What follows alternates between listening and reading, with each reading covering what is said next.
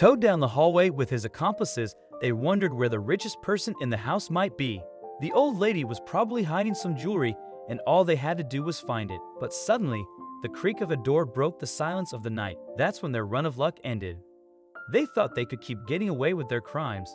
This gang had been robbing houses across North Carolina and hadn't been caught for months. They felt invincible and thought this house would be an easy target too, but they had no idea who they were dealing with. The gang had been the North Carolina Police Department's biggest headache for almost half a year. They were suspected of being behind a sudden crime wave. Dozens of houses across North Carolina had been broken into and emptied of everything of value.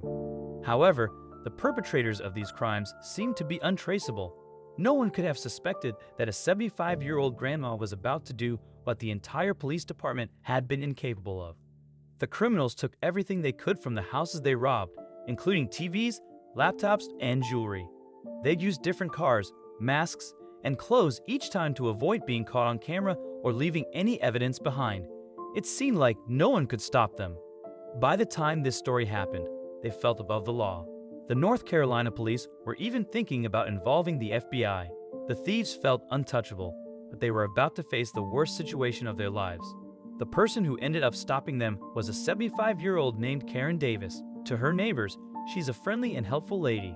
To the thieves, she seemed like an easy target, but there was something about Karen that most people didn't know. Her biggest hobby, which might seem unusual for her age, was bodybuilding.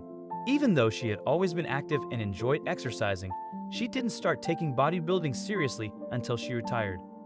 At her gym, people were amazed by her dedication and results. At 75, Karen had a physique that astonished everyone. She was as strong as a man in his 20s and had even won a few bodybuilding competitions. Some people were skeptical and wondered if she used substances to achieve her physique, as it was unusual for a woman her age. However, Karen always claimed to be completely natural. She said it was all about dedication, discipline, and proper nutrition. Karen saw her bodybuilding as just a hobby, not knowing it would one day help her protect her life, possessions, and community. The gang of thieves didn't know what was in store for them when they broke into Karen's house that night. They thought it would be easy. The thieves entered the house around 2 a.m. while Karen was sleeping. When they were caught, they hadn't stolen anything yet. They were just searching for valuables. But suddenly, Karen woke up. She hadn't heard anything, but she wanted to get a glass of water from the kitchen. That's when it all started. Both the thieves and the granny were shocked to see each other. It took Karen only a few seconds to get over the confusion of seeing masked strangers in her house. As reported later, the two parties got into a physical altercation right away, but no one could have ever predicted its outcome. Apparently, 3 of the 4 gang members were knocked out. The last one was tackled and pinned to the floor by Karen until the police arrived.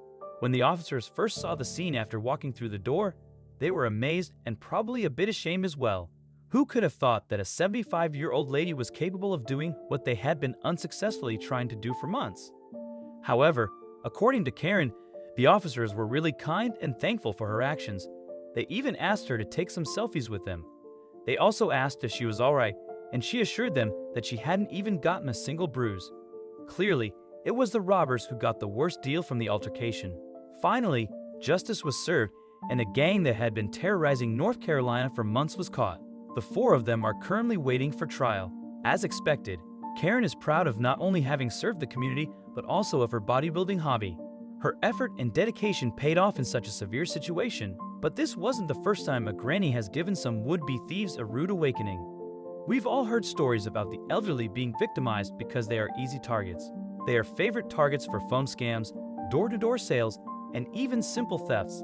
They are so vulnerable that they get targeted at the most surprising moments. When Karen was confronted by 3 men while shopping, it was clear she was not an ordinary grandma. She had some surprises in store for them. Similarly, 77-year-old Winfred Peel from a small town near Liverpool looked like any other elderly woman. In her retirement, she enjoyed a relaxed pace of life and went about her daily activities with ease.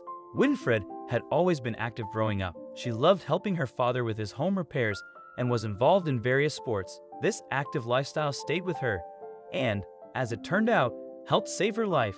One day, on her way to her favorite cafe for tea and cake, Winfred passed a group of young men near the bank. They were arguing, but she didn't think much of it. However, she should have been more cautious.